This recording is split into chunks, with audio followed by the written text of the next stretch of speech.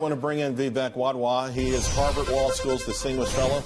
All right, so the question, I guess, for some is why is Musk flying a billionaire to the moon when he's having some serious problem with Tesla, particularly delivering that Model 3? That's a different company. SpaceX is actually doing extremely well.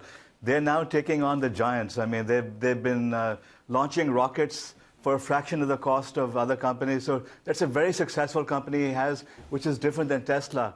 And I wish he had asked me, by the way. I'd love to go and visit the moon. Oh, you got 30 mil? You can still get on the list. You know, I agree with you. And, you know, SpaceX has taken a huge chunk of market share. And, you know, people are wondering why they can't, can he apply that same business acumen to Tesla? I mean, here's one for you. Elon Musk saying that the company will handle most of their collision repairs in-house. Do you think this is a good step?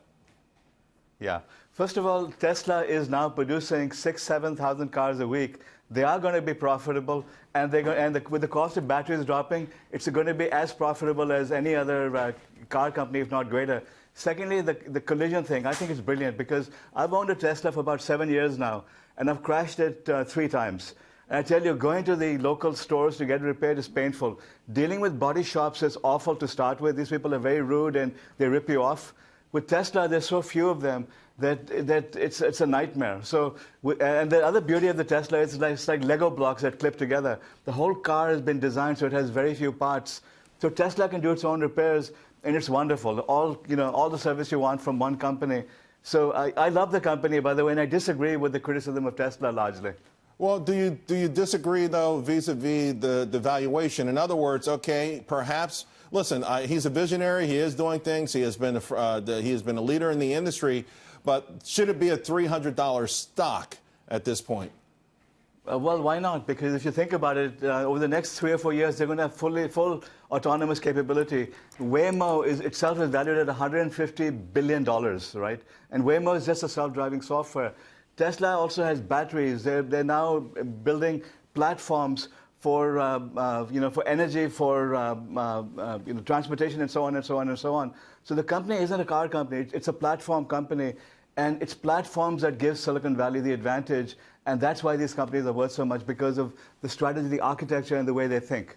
Of course, you mentioned it was producing or is going to be as profitable as any other auto company. Those regular auto stocks haven't fared very well at all. So, that's not necessarily where you want to necessarily be a comparison to. Many people are saying it's ultimately the battery. It's the battery that makes the difference. Explain to folks why this battery is so revolutionary and why it should be so valued so importantly with respect to the stock price. Right. You know what Tesla is an iPhone on wheels, literally. It's computer software and hardware and a motor. And so it's not a motor, it's not an engine like you have, it's a motor. So the battery is a key component of it. That's what gives it the range, and that's where the value is. And Tesla is also making the battery available to other industries. They can't produce enough of them for themselves, but they also plan to provide it for houses. They could be selling the battery itself, and it could be creating new engines. So it's that platform they built, the gigafactories, and the fact that they have a cost advantage. Not only are they building the batteries, they're also using the batteries. So this new platform they're creating for energy, on it, the battery is the platform, and they'll have many different companies building on top of it. So from a long-term perspective, they really are geared to own the future in several different industries. Wow. So this is what the critics don't understand. They keep comparing it to General Motors and Ford and focusing on the automotive part of it. They don't understand the depth and the breadth of the vision that Elon Musk has to create this platform. Well, I will tell you this. The shorts, Wall Street naysayers have been crushed time and again going against Elon Musk, and I would not be surprised if he does it again. Vivek, thank you very much for your insight. Absolutely.